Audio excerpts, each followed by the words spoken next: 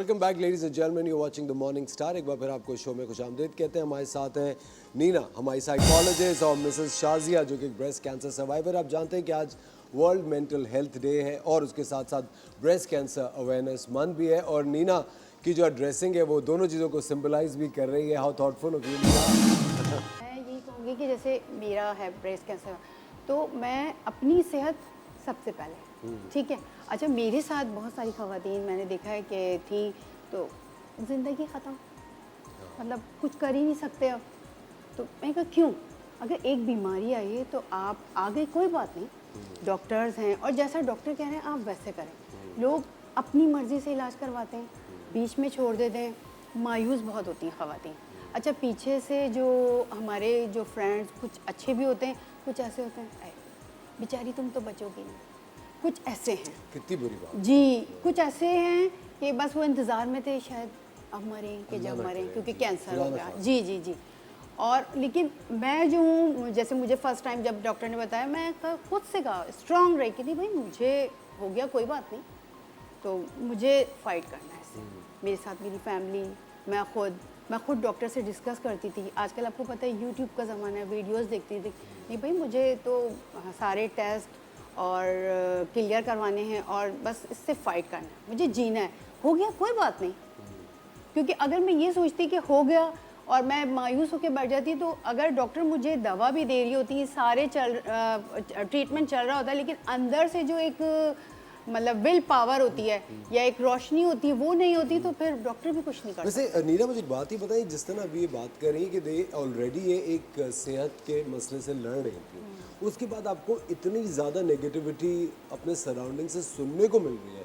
How to create those barriers and boundaries के वो आपको अफेक्ट ना करें? देखिए, ये तो एक सेल्फ केयर की एक पर्टिकुलर एरिया है कि आपने कैसे अपनी इमोशनल बाउंड्रीज़ या फिज़िकल बाउंड्रीज़, जैसे कि अगर इमोशनली लोग जो हैं वो आपको ड्रेन कर रहे हैं ऐसी ऐसी बातें कह के, या ऐसी बातें सुनने मिल रही हैं जिससे उम्मीद ना मिले या सपोर्ट ना मिले इमोशनल, बल्कि जो है वो और ज़्यादा लगे कि मैं अकेला हूँ इस चीज़ में, या जंग मैंने अकेले से लड़नी है और मुझे जो है वो मुस्तहकम रहना है, मुझे स्ट्रॉन्ग रहना है और उसको फेस करना है, तो वो ये जो है ना, ये गलत तासुर है पूरी दुनिया में। अब कैंसर पेशेंट्स के लिए अभी आगा खान में एक कैंसर ग्रुप हम लोग ने बनाया है, हम सफ़र के नाम से।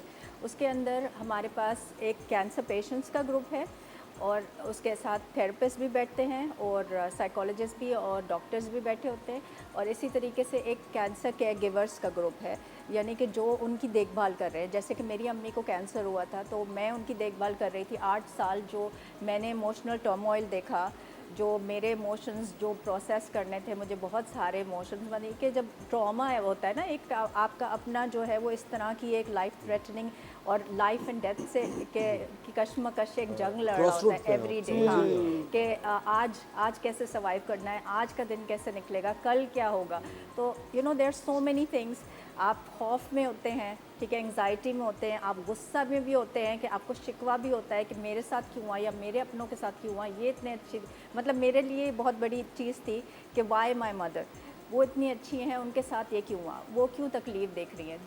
दूसरी मैं आंटीज़ को अपनी देखती थी, वो इंजॉय कर रही थी अपनी सोशल लाइफ और सब कुछ, बट माई मदर वो लेकिन सफरिंग। नीना, ये तो आपने एक चीज़ बता दी, मेरे ख्याल से जो सबसे मुश्किल मरहला आपके लिए होगा वो ये होगा कि अम्मी के सामने आपने बड़ा स्ट्रॉन्ग पोर्ट्रेयल देना है और on the back of your mind आप एक बहुत हसास हुई भी होंगी। वो अपने आप की जो जंग होती है तीन इमोशंस की, that's so difficult to handle.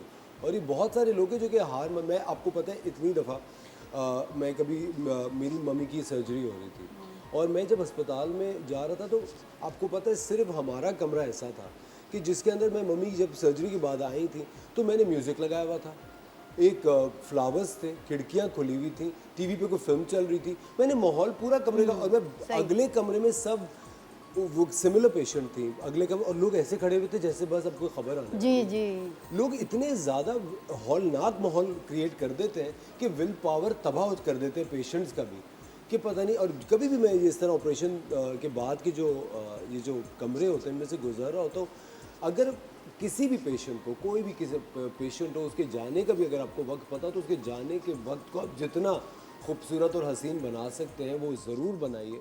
अल्लाह ताला को याद करना बहुत अच्छी बात है, लेकिन आप किसी को भी डिप्रेशन में या खौफ में मुब्तला नहीं कर सकते। वक्त हो जाता है एक छोटे से ब्रेक का। नीना और मिस्टर शाजिया हमारे साथ मौजूद है, मिलता है हमसे थोड़ी सी देर